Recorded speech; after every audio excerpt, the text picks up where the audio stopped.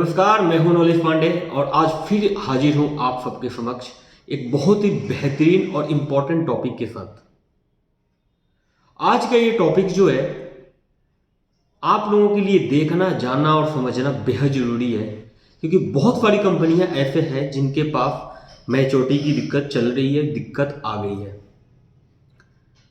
जैसा कि मैंने पिछले वीडियो में बताया था बर्थ एक्ट के बारे में कि ऐसी कोई भी कंपनी जो लेन देन का काम कर रही है और अगर वो मैच्योरिटी देने में असमर्थ होती है तो उसके ऊपर बर्थ एक्ट सीधे लगाया जा रहा है। अगर आपने उस वीडियो को नहीं देखा है तो डिस्क्रिप्शन में लिंक है, वहां पे जाकर के आप देख सकते हैं उस वीडियो को। बर्थ एक्ट के बारे में जान सकते हैं कि बर्थ एक्ट में क्या क्या मुख्य चीजें हैं जो आपकी कंपनी पे वो लागू होगा। आज मैं बात करूंगा कुछ इंपॉर्टेंट टॉपिक्स के ऊपर, कुछ इंपॉर्टेंट पॉइंट के ऊपर कि अगर आपके कंपनी में भी कोई ऐसी समस्या आ चुकी है जिससे आप मैच्योरिटी देने में असमर्थ हो रहे हैं, नहीं दे पा रहे हैं, तो आप इन सब चीजों से कैसे निपटेंगे, कैसे निकलेंगे। तो आज का वीडियो बहुत ही खास होने वाला है, तो देखते रहिए, वीडियो को लास्ट तक जरूर देखना और वीडियो को बिल्कुल भी स्किप मत करना, क्योंकि अगर आप वीडियो को स्किप करेंगे तो आप अधूरे ज्ञान लेकर के जाएंगे यहां से। पूरा का पूरा ज्ञान जो है वो आपको कभी भी नहीं मिल पाएगा। तो सबसे पहले बात कर लेते हैं कि ये जो समस्या है, यानी जो मैच्योरिटी की समस्या है कंपनियों में, ये आखिर में क्रिएट क्यों होती है, क्यों दिक्कतें आती है।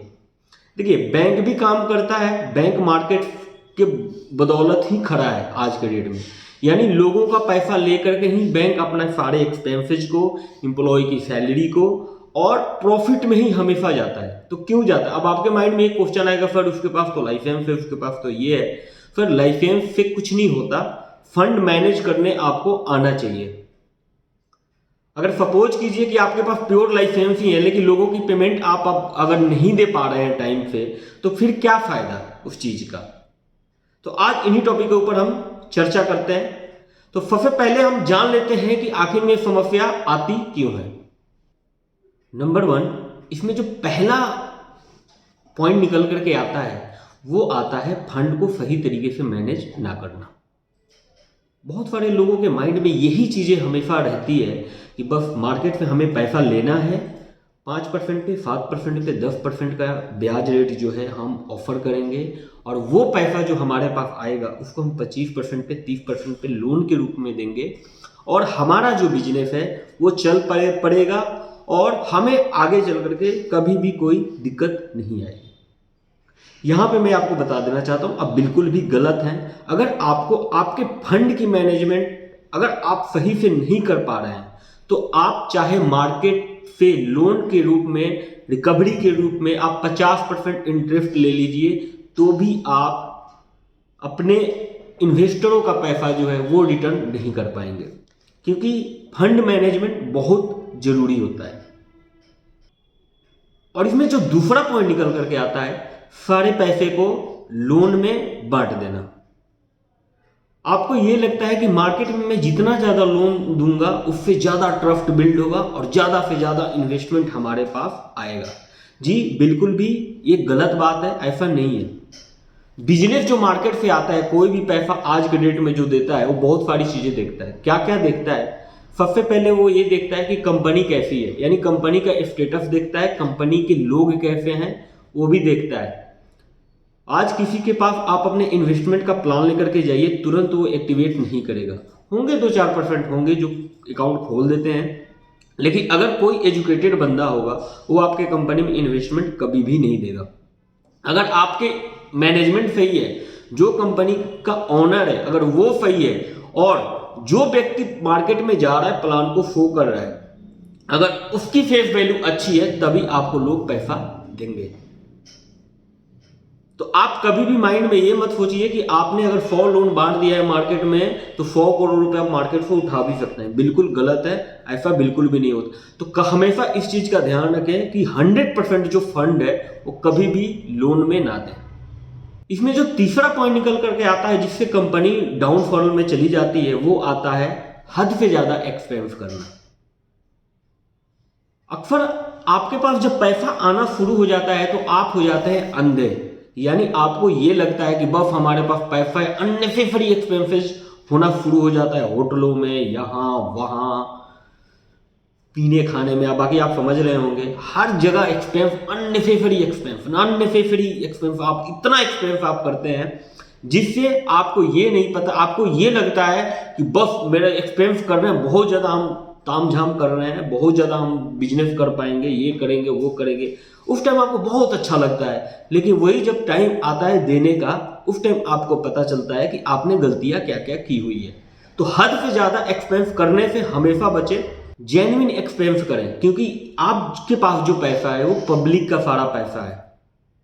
आप यहीं पे चूक जाते हैं, क्योंकि दो ही कैलकुलेशन आपके माइंड में फिट है कि 8% देना है और मार्केट से 30% लेना है, लेकिन एक्सपेंस वगैरह का रेशियो मिला करके, ऑफिस एक्सपेंस वगैरह मिला करके इतना खर्चा कर देते हैं आप कि वो आपका 60% पे चला जाता है, जिससे आप डाउनफॉल में जाते हैं और लॉस ही लॉस आपको होना शुरू हो जाता है। तो इस चीज से हमेशा बचने की कोशिश करें। अगर स्टार्टअप है तो अच्छे तरीके से चीजों को मेंटेन करें। इसमें जो चौथा पॉइंट निकल करके आता है वो आता है इमरजेंसी फंड का ना होना। आपने फंड मैनेजमेंट तो बनाया हुआ है, लेकिन वहीं से आ रहा है वहीं से जा रहा है। कभी भी कोई भी बिजनेस अगर आप चला रहे हैं तो एक इमरजेंसी फंड जरूर बनाएं, ऑप्शन जरूर रखें कि वहां पे कुछ फंड ऐसे रखें आप जो इमरजेंसी में आपके वो काम आए। ऐसा ना हो कि आपके पास जो पैसा है आ रहा है जा रहा है, आ रहा है जा रहा है। कुछ चीजें इमरजेंसी के लिए आप अपने पास जरूर रखें। इमरजेंसी फंड का एक होना बेहद जरूरी है। जो पांचवा पॉइंट इसमें निकल करके आता है वो ये आता है कि अनसिक्योर लोन करना, ज्यादा से ज्यादा लोन करना और बड़ा बड़ा अमाउंट का लोन करना, जो कि सरासर गलत है और आपकी कंपनी को डुबाने में इसका भी बहुत बड़ा योगदान होता है।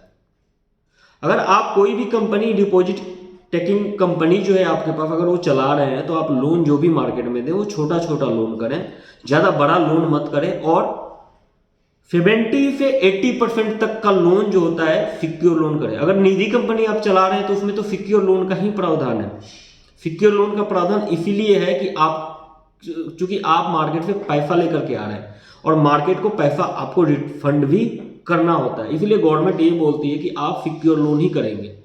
सिक्योर लोन में ये तो होगा ना कि उसका कुछ एसेट्स वगैरह आपके पास पड़ा तो होगा ना। आपने चेक ले लिया 2 लाख रुपए का, 5 लाख रुपए का, किसी को भी लोन कर दिया, आपको ये लगता है कि बस सिक्योरिटी के तौर पे हमारे पास चेक है। चेक का करेंगे क्या? वो सिक्योरिटी थोड़े ना है।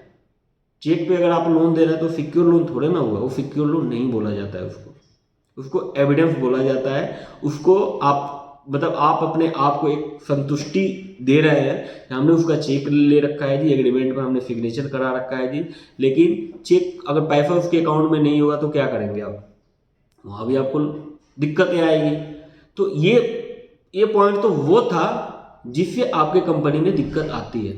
और अगर आप सपोज कीजिए अगर अभी आपके कंपनी में दिक्कत आ चुकी है तो उससे बचने का, देखिए मार्केट में काम आप कर रहे हैं, आपको हो सकता है कि मैं जो चीजें बताने जा रहा हूं इसमें हो सकता है कुछ पॉइंट्स और हैं जो ऐड करने की जरूरत है, तो वो नीचे कमेंट सेक्शन में आप जरूर मेंशन करके बताना, ताकि और भी लोग उस कमेंट को पढ़ करके चीजों को समझ सकें।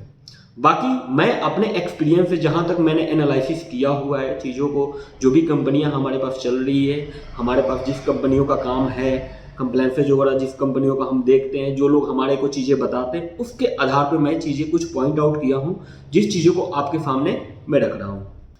तो अगर ऐसी कोई समस्या आपके कंपनी में आ चुकी है जिससे आप भी अगर कंपनी की मैच्योरिटी करने में असमर्थ हैं, तो आप उससे बचने के लिए, चीज़ों को सही करने के लिए किन किन चीज़ों का आप ध्यान रखेंगे, इसमें से पहला ध्यान ये आता है कि आप सबसे पहले फंड की मैनेजमेंट जो है ना वो इकट्ठा करेंगे। यानी इस कंपनी में अक्सर इस केस में देखा जाता है कि फंड का मैनेजमेंट जो है वो सही से नहीं हो पाता है। सही से नहीं हो पाता है, कैसे नहीं हो पाता है? यानी अगर आपने ब्रांच खोला हुआ है, अगर आपने सीएसपी खोला हुआ है, तो ब्रांच अपने अपने अकॉर्डिंग जो होता है वो पेमेंट करता है। यानी सपोज करो आपके पास 10 ब्रांचेज हैं और 10 ब्रांचेज में एक ब्रांच ऐसा है जिसके ऊपर लाइबिलिटी कम है और और बाकी के जो ब्रांचेज हैं वो ब्रांच ऐसे हैं जिसके ऊपर लाइबिलिटी भी है और बिजनेस भी अच्छा खासा आता है, और उसमें से एक ब्रांच ऐसा भी है जिसके पास साफ बिजनेस नहीं है लेकिन लाइबिलिटी है। लाइबिलिटी की वजह से उसका जो बिजनेस है वो ठप पड़ा हुआ है। तो इस चीज को अब मान लीजिए जिस ब्रांच के ऊपर लाइबिलिटी कम है और बिजनेस ज्यादा है वो तो आसानी से निकाल देगा, यानी वो लोगों की मैच्योरिटी जो है 2-2 दिन में 3-3 दिन में करना शुरू कर देता है। बहुत सारे केसेज में ये भी देखा जाता है कि बहुत सारे ब्रांचेज ऐसे होते हैं और ब्रांच के जो सेल्स पर्सन होते हैं, जो आपके लोग होते हैं, जो अकाउंट खोलते हैं, वो क्या करते हैं, अपने कस्टमर का पैसा जो है यानी जिसकी मैच्योरिटी होती है वो मार्केट से बिजनेस लेकर के आते हैं, उसी से मैच्योरिटी कर देते हैं। और उस केस में एक ब्रांच आपका वो है जिसके पास ना बिजनेस है लाइबिलिटी है, उस ब्रांच की मैच्योरिटी जो है 3-3 महीने लेट, 4-4 महीने लेट होनी शुरू हो जाए। तो इस चीज को आप हमेशा कंट्रोल करके चलें कि आपके कंपनी का जो रूल है उस रूल के अकॉर्डिंग ही सारा काम होना चाहिए। अगर एक ब्रांच का कोई कस्टमर है, कोई मेंबर है, अगर उसकी मैच्योरिटी अगर 2 दिन में जा रही है तो या तो सबकी 2 दिन में दो, अगर नहीं देना है तो 15 दिन अगर लेट है मैच्योरिटी तो सबकी मैच्योरिटी 15 दिन लेट होनी चाहिए। यानी आप यहीं पे चूक जाते हैं कि चलो जिस ब्रांच में बिजनेस आ रहा है तो उस ब्रांच की मैच्योरिटी ना रोको जी, उस पे जाने दो जी ताकि बिजनेस आएगा जी। आप यही सोचते हैं बिजनेस आएगा जी, उसी पैसे से हम दूसरे ब्रांच को निकाल ले जाएंगे। तब तक पता चलता है कि वहां उस ब्रांच पे कंप्लेन किसी ने कर दिया, कोई हंगामा कर दिया, जिससे आपका बना बनाया खेल सारा का सारा खत्म हो जाता है। तो फंड के मैनेजमेंट इसमें आप बहुत अच्छे तरीके से करें, यानी फंड को इकट्ठा एक जगह मंगाएं। कोई ब्रांच पेमेंट नहीं करेगी, कोई कुछ नहीं, एक जगह फंड मंगाएं और फंड से जो भी जिस ब्रांच की मैच्योरिटी है उसको फिल्टर आउट करें कि सबसे लेट मैच्योरिटी किसकी है, जिसकी सबसे लेट है उसकी मैच्योरिटी दें। यानी वो कोई एजेंट आपका है, कोई सेल्स पर्सन अगर वो काम कर रहा है तो भी उसकी दें, कोई नहीं कर रहा तो भी उसकी मैच्योरिटी दें, क्योंकि पैसा जो है कस्टमर ने लगाया है और आपके कंपनी के फेस वैल्यू पे लगाया है, उस सेल्स पर्सन के फेस वैल्यू पे लगाया है। इस केस में 2 चीजें हो जाती है, अगर तो कंपनी है तब तो लोग कंपनी को जानते हैं, अगर कंपनी नहीं है तब जाकर के लोग सेल्स पर्सन को जानते हैं। तो फंड की मैनेजमेंट जो आपकी है वो सही तरीके से होनी चाहिए। नंबर 2, अगर आपके कंपनी में ऐसी कोई भी समस्या आ गई है तो आप कम्युनिकेशन को गैप बिल्कुल भी ना होने दें। यानी जो भी आपके सेल्स पर्सन हैं उनको ऐसे ट्रेन करें आप, जो भी आपके मैनेजमेंट के लोग हैं उनको ऐसे ट्रेन करें आप कि वो अपना फोन जो है वो स्विच ऑफ बिल्कुल भी ना रखें। जिस भी व्यक्ति का फोन आ रहा है उससे कम्युनिकेट जरूर करें, उससे बातचीत जरूर करें, उसको आश्वासन जरूर दें, क्योंकि बहुत केसेज में ये देखा जाता है कि लोग फोन उठाना बंद कर देते हैं, जिससे होपलेस होकर के जो सेल्स पर्सन है वो भी, ब्रांच है वो भी, और कस्टमर जो है वो भी होपलेस होकर के कोई गलत कदम उठाने पे वो मजबूर हो जाते हैं। तो कम्युनिकेशन को गैप बिल्कुल भी ना जाने दें। हाँ, समस्याएं आती जाती रहती है लेकिन लोगों से एटलीस्ट आप बातचीत तो करें। बातचीत फिर बहुत सारा ऐसा है, बातचीत करने से संतुष्टि मिलती है, उसको ये लगेगा कि नहीं अगला फोन तो उठाता है कम से कम एटलीस्ट, है ना। चलो दिक्कत परेशानी होती है, हर जगह होती है, कोई इशू नहीं है। तो कम्युनिकेशन को गैप बिल्कुल भी ना होने दें, बातचीत हमेशा लोगों से आप करते रहे। नंबर 3, अगर किसी कंपनी में कोई दिक्कत आती है तो सबसे पहले केस में वो कंपनियां क्या करती है कि सिर्फ और सिर्फ मैच्योरिटी पे ध्यान देती है। अच्छी बात है, लोगों का पैसा अगर आपने मार्केट से उठाया है तो मार्केट को टाइम टू टाइम देना, मार्केट का पैसा रिटर्न करना, ये आपकी जिम्मेदारी बनती है। लेकिन इस बीच में ऐसा भी नहीं होना चाहिए कि आपने ऑफिस का रेंट, ऑफिस के एम्प्लॉय की सैलरी, सेल्स मैन की कमीशन, इंसेंटिव, जो भी XYZ जो भी आप अपने कंपनी में अपने सेल्स पर्सन को देते हैं, वो सारी चीजें रोक करके आप सिर्फ और सिर्फ मैच्योरिटी पे ध्यान दे रहे हैं। जी नहीं, बिल्कुल नहीं। अगर आपका सेटअप बचा रहेगा, अगर आपके लोग आपके साथ खड़े हैं तो आप बहुत से बड़े प्रॉब्लम में ही क्यों ना हो वहां से भी आप निकल जाएंगे। लेकिन अगर कहने का अर्थ ये है कि अगर एम्प्लॉय की सैलरी नहीं जाएगी तो एम्प्लॉय काम करना छोड़ देंगे। अब जो एम्प्लॉय आपके भरोसे का है, अगर वो लोगों को हैंडल कर रहा है मार्केट में और आपने उसी की सैलरी रोक दी है, उसी को पैसा नहीं दे रहा है, आप सिर्फ और सिर्फ क्या कर रहे हैं कि आप मैच्योरिटी दे रहे हैं, तो वो भी उस कंडीशन में काम छोड़ सकता है। काम जब छोड़ देगा तो आपको और भी दिक्कत आ सकती है। ऑफिस का रेंट अगर आप टाइम टू टाइम अगर नहीं देते हैं तो लैंडलॉर्ड जो है उसको ये लगेगा कि भाई कंपनी दिवालिया के कगार पे है और इसके पास कुछ भी अब देने को नहीं बचा है। तो अगर ऑफिस में ताला लगता है या कुछ भी लगता है तो उसका भी एक निगेटिव इम्पैक्ट जो है वो हर जगह जाता है। मार्केट की निगेटिविटी जो है बहुत जल्दी फैल जाती है। तो आप कभी भी अगर ऐसी सिचुएशन आपके पास है तो हमेशा इस चीज का ध्यान रखें कि आप मैच्योरिटी भरसक 2 दिन लेट दें लोगों का, लेकिन ऑफिस का रेंट और ऑफिस में जो वर्कर आपके काम करें उसकी सैलरी, और जो सेल्स पर्सन अगर कमीशन या सैलरी बेस पे किसी भी चीज़ पे है तो उसकी पेमेंट कभी भी ना रोकें, क्योंकि वही लोग हैं जो आपको इस दुविधा से बाहर निकालेंगे, बाहर लेकर के जाएंगे। Number 4, development. बहुत सारे केसेस में ये देखा जाता है कि मार्केट में जब भी कोई कंपनियों के पास समस्या आती है तो वो कंपनियां क्या करती है कि जैसे कोई भी दिक्कत आई तो वो जैसे परफॉर्म कर रहे थे उससे पहले वो परफॉर्मेंस ना करके अब वो ऐसे मतलब अपने आप को रिप्रेजेंट मार्केट में करते हैं जैसे कि उनके पास बहुत बड़ी समस्या है, यानी अपनी कमी को खुद ही वो उजागर करते हैं। तो हमेशा आप डेवलपमेंट पे हमेशा ध्यान दें, यानी जो एक्सपेंस डेवलपमेंट में हो रहा है उस डेवलपमेंट में एक्सपेंस वो करे, क्योंकि मार्केट में जब तक डेवलपमेंट नहीं होगी तब तक मार्केट से फंड नहीं उठेगा, मार्केट से फंड जब नहीं उठेगा तब तक आप लोगों की देनदारी नहीं दे पाएंगे, चीज़ों को मैनेज नहीं कर पाएंगे। तो डेवलपमेंट में कंटिन्यू, यानी डेवलपमेंट का रेशियो जो पहले था उससे 2 गुना बढ़ा करके आप काम कीजिए, यानी डेवलपमेंट को बढ़ाइए। मीटिंग फिटिंग जो भी आप कर रहे थे पहले उस चीज को कंटिन्यू रखिए, उस चीज को करते रहिए। इससे क्या होता है कि मार्केट के जो लोग होते हैं वो हमेशा पॉजिटिव रहते हैं। जिस भी ब्रांच में, जिस भी सीएसपी पे आपकी जो भी दिक्कतें परेशानी चल रही है उस ब्रांच पे जाकर के 2-4 मीटिंगें अवश्य करें, और महीने में 2-4 मीटिंगें जरूर करें। इससे क्या होता है कि माहौल जो होता है वो पॉजिटिव रहता है और लोगों को ये लगता है कि नहीं सिस्टम है, कोई बात नहीं, खड़ा है। और सिस्टम के जो लोग हैं इस कंडीशन में हमेशा इस चीज का ध्यान रखें कि सिस्टम के जो लोग हैं कोई भी व्यक्ति आपका साथ छोड़ करके ना जाए। तो अगर ऐसी कोई भी कंडीशन आई है, ऐसी सिचुएशन अगर कोई भी क्रिएट हुई है तो डेवलपमेंट का विशेष ध्यान रखें। डेवलपमेंट लगातार करते रहे, 2 दिन लेट में छुट्टी दे देना लेकिन डेवलपमेंट करते रहना। अब लेट दे देने का मतलब ये नहीं कि अब लोगों से बातचीत करना ही छोड़ दिया, आपने डेवलपमेंट पे ही ध्यान दे रहा है, ऐसा बिल्कुल भी नहीं। लोगों को समझाना बुझाना ये भी आपका दायित्व बनता है। नंबर 5, फंड को अच्छे तरीके से मैनेज करें।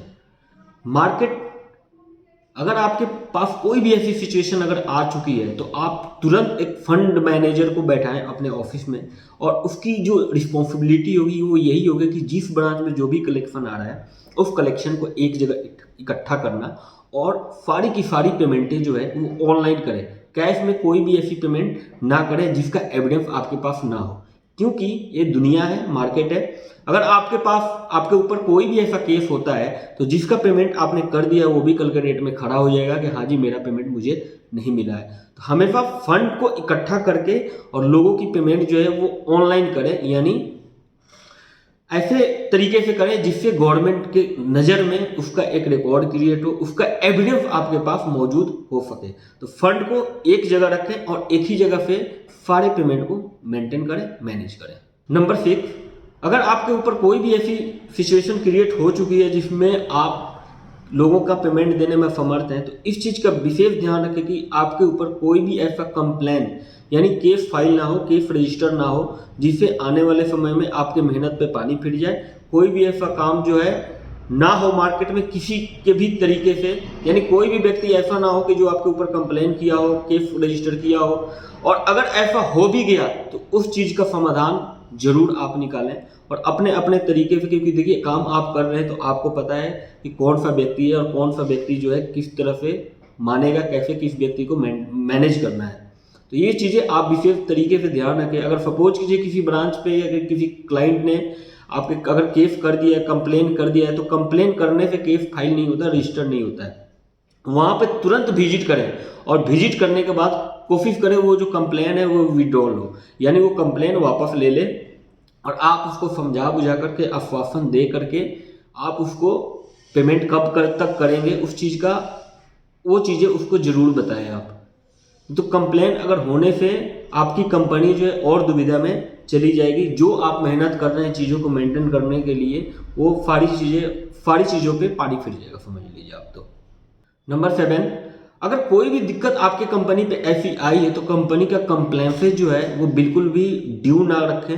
कंप्लेंसेज जो है वो टाइम टू टाइम करके रखें आप, क्योंकि बहुत केसेज में ऐसे होता है कि अगर आपने अपने कंपनी का कंप्लेंस मैनेज नहीं किया, अगर प्रॉपर आपकी कंपनी का कंप्लेंसेज नहीं है और सारा काम आप कर रहे हैं और सारी चीज़ें आपकी ठीक है, तो उस केस में भी अगर थोड़ी सी भी कोई दिक्कत आएगी तो सबसे पहले आपके कंपनी का आपसे पेपर मांगा जाएगा। जिसमें को देने में आप असमर्थ हो जाएंगे। यानी आपसे पूछी जाएगी कि आप कंपनी जो चला रहे हैं इसके नॉर्म्स को, सारे चीज़ों को पता बारे में आप जानते हैं, आप बिल्कुल बोलेंगे हाँ जी जानते हैं हम तो। लेकिन आपसे ये जब पूछा जाएगा कि आपने कंप्लायंस क्यों नहीं किया अपने कंपनी का, यानी गवर्नमेंट के खाते में जो लेखा जोखा जो आप मार्केट में काम कर रहे हैं आपने क्यों नहीं किया, तो वहाँ पे आप जवाब कोई भी नहीं दे पाएंगे। तो कोई भी काम अगर कर रहे हैं, अगर ऐसी सिचुएशन भी अगर आपके पास आई है, तो कंप्लायंस जो है कंपनी का वो प्रॉपर रखें, फुलफिल करके रखें, अदरवाइज इससे भी दिक्कत आपको और भी भयंकर आ सकती है। नंबर 8, अगर निधि कंपनी में डिपॉजिट लेने का काम कर रहे हैं, तो निधि कंपनी अगर ऐसी सिचुएशन सपोज कीजिए अगर आ गई है, तो उस कंडीशन में आप अपने कंपनी का NDS 4 जो है वो फाइल जरूर कर दें। क्योंकि देखिए जो चीज़ें मैं बता रहा हूँ कोई ज़रूरी नहीं कि 100% सक्सेस ही होगा, लेकिन 90% चांस ये होता है कि इन चीज़ों को अगर आप फॉलो करके चलते हैं तो आप 90% है चांस कि आप निकल सकते हैं। बाकी 10% आपके ऊपर भी जिम्मेदारी होती है। यानी आप, क्योंकि आपका बिजनेस है, आपको पता है कि वो इसकी वीकनेस क्या है और उसका क्या कुछ है, सब कुछ आपको पता है। तो मैं जो चीज़ें बता रहा हूँ, अगर आपके कंपनी में अगर कोई दिक्कत ऐसी समस्या चल रही है मैच्योरिटी से रिलेटेड, तो NDS 4 जरूर फाइल कर दें आप। क्योंकि अगर सपोज कीजिए कोई भी कंप्लेन अगर होता है, मान लीजिए आप सारी चीज़ें बहुत सारा मेहनत कर रहे हैं, सारी चीज़ें हो रही है आपके कंपनी में, आपने NDS 4 फाइल नहीं किया है, तो अगर कोई केस होता है या कोई कंप्लेन होता है तो आपसे सबसे पहले NDS 4 मांगा जाएगा। कंप्लेन तो मांगा ही जाएगा, उसके बाद NDS 4 मांगा जाएगा कि ये तो लाइसेंस है जी, इसको आपने अभी तक फाइल क्यों नहीं किया, और आपका मैटर जो है वहीं पे आकर के अटक जाएगा। तो NDS 4 जो है वो भी फाइल जरूर कर दे, चाहे वो रिजेक्ट हो या अप्रूव हो, जो भी हो, आप अपना काम जो है वो प्रॉपर करके रखें बस। नंबर 9, इस सिचुएशन में हमेशा आप पर्सनल चेक जो वगैरह जो है वो देने से हमेशा बचें। पर्सनल चेक हो या कंपनी का ही चेक क्यों ना हो, वो भी देने से आप हमेशा बचें। बहुत केसेज में ये देखा जाता है कि बहुत सारे लोग ऐसे होते हैं जो डायरेक्टर हैं, वो अपना पर्सनल चेक ही लोगों को इशू करना शुरू कर देते हैं। यानी लोग किसी का पेमेंट अगर नहीं जाएगा तो वो तो परेशान तो करेगा ही करेगा, तो आपको परेशान करेगा। आपने क्या किया कि चलो अपना बचाव, आपको लगता है कि मैं अपना बचाव कर रहा हूँ, 2 महीने चलो शांत हो जाएगा जी, ये 6 महीने चलो ये शांत हो जाएगा जी, उसमें हम क्या करते हैं कि चेक बांटना शुरू कर देते हैं। ये लो जी, ये लो जी, ये लो जी, ये लो जी, आपकी कितनी है जी, ये है जी, 2 महीने बाद आप निकाल लेना, ये लो जी, ये लो जी। फिर अगर आपको लगता है कि मैं उस चीज़ को अगर कर पाऊंगा, तो भी आप इतना चेक मत बांटो, एक आध दो चल जाता है। ऐसा ना हो कि 50 चेक आप कंपनी का बांट दिए, 150 अपना चेक आपने दे दिया जी कि लो जी उठा लो जी। फिर अगर कंप्लेन होगा तो कंपनी के ऊपर जो कंप्लेन होगा मैच्योरिटी के लिए 420 वगैरह का, वो तो होगा, तो वो अलग होगा। उसके बाद 138 में अगर जो चेक बाउंस होगा उसका केस अलग होगा। तो आप इस चीज़ को कंट्रोल नहीं कर पाएंगे, उस टाइम में जमानत करानी मुश्किल हो जाएगी। तो पर्सनल चेक या कंपनी का चेक बांटने से हमेशा बचें। कोई भी ऐसा चेक, ऐसे इशू मत करें जिससे आप खुद ही फ्रॉड साबित हो जाए। और नंबर 10, बहुत ही इंपॉर्टेंट चीज़, सिस्टम की, कंपनी की गोपनीयता को हमेशा बना करके रखें। यानी बीच में जो एक पर्दा होता है, उस पर्दे को हमेशा बरकरार रखें। ऐसे नहीं है कि पूरे ओपन किताब आप बन जाएं कि आपके कंपनी में जो दिक्कत चल रही है उसकी भी मार्केट में प्रचार प्रसार चल रहा है, आपने एक छोटा सा कदम कोई उठाया उसका भी प्रचार प्रसार हो गया, आपके लोग अंदर से सारी बातें सुन रहे हैं, मार्केट में जाकर के बताइए इसका तो ये हो रहा है जी, इसका तो वो हो रहा है जी। इस सिचुएशन में आप अपने सिस्टम की गोपनीयता को हमेशा बना करके रखें। यानी कोई भी ऐसी प्राइवेसी आपकी लीक ना हो जिससे आपके कंपनी पे दिक्कत आ जाए। साथ ही साथ आप अपने स्टेटस को, यानी जो स्टेटस आप मेंटेन कर रहे थे पहले, वो स्टेटस मार्केट में इस सिचुएशन में भी दिखनी चाहिए। ऐसा ना हो कि पहले आप अमीर चंद थे और थोड़ी सी दिक्कत क्या है या फकीर चंद दिखनी शुरू हो गए, तो लोगों को लग जाता है कि भाई अब कहानी लग रहा है खत्म है। तो स्टेटस को मेंटेन हमेशा करके रखें और इस सिचुएशन से कैसे निकला जाए, नई नई योजना, नई नई प्लानिंग अपने मैनेजमेंट के साथ मिल करके हमेशा करें। हो सकता है कि मेरे से बहुत सारे पॉइंट्स जो हैं वो छूट गए हों, आप लोग काम कर रहे हैं, आप लोगों को लगता है कि नहीं कुछ चीज़ें और भी एक्स्ट्रा इसमें होनी चाहिए, तो नीचे कमेंट सेक्शन में उस चीज़ को मेंशन आप जरूर करें, बताएं, ताकि लोग इस वीडियो को, जो लोग भी देख रहे हैं वो कमेंट भी पढ़ें और उस चीज़ों को भी वो समझें। क्योंकि कंपनी आप चला रहे हैं, हम तो चला नहीं रहे हैं, हमारे पास जो समस्या आती है, जो लोग बताते हैं, उसी के आधार पे हम उस चीज़ को आप सबके सामने रिप्रेजेंट करते हैं। आपको ये समस्या बताई है जो मैंने, वो बहुत सारी कंपनियों की समस्या है जो अलग अलग तरीके से लोग बताते रहते हैं। तो इन चीज़ों का आप विशेष ध्यान रखें। और ऐसी सिचुएशन है, सबसे पहले तो कोशिश ये करें कि ऐसी सिचुएशन आपके कंपनी में कभी ना आए, और अगर आ गई हो तो इन पॉइंटों को माइंड में अपने जरूर रखें। और इस हिसाब से 90% चांस है कि आप इस समस्या से छुटकारा जरूर पाएंगे। वीडियो पसंद आई होगी तो लाइक जरूर कर देना, और चैनल पे पहली बार आए हैं तो चैनल को सब्सक्राइब जरूर कर देना।